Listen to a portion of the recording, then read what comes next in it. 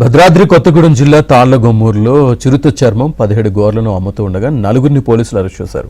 చింతూరు అటవీ ప్రాంతంలో బాణాలు కర్రలతో చంపిన చిరుత అవశేషాలను ఎక్కువ ధరకు విక్రయించేందుకు యత్నించినట్లు ఎస్పీ రోహిత్ రాజ్ తెలిపారు.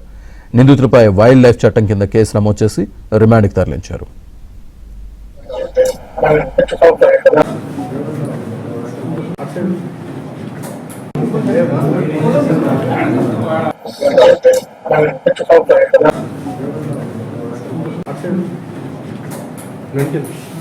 ఇటు సైడ్ నువ్వు ఇట్లా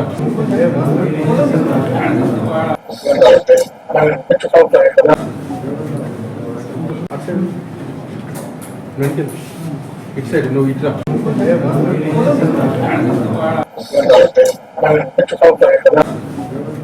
ఈ నలుగురు అక్యూజ్ యొక్క పేర్లు చెల్లా అనిల్ కుమార్, తను సారపాక బూర్గంపాడు మండలం.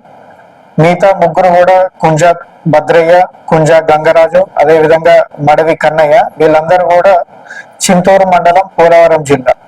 వీళ్ళు నలుగురు కూడా ఈ యొక్క చిరుతపులి చర్మాన్ని, అదే విధంగా 17 గోర్లను కూడా అమ్మి ఎక్కువ డబ్బులు సంపాదించాలన్న ఆలోచనతోటి ఈ రోజు సారపాక బూర్గంపాడు మండలంకి రావడం జరిగింది. సో ఇన్ఫర్మేషన్ బేసిస్ వీళ్ళను అప్రైజ్ చేయడం జరిగింది.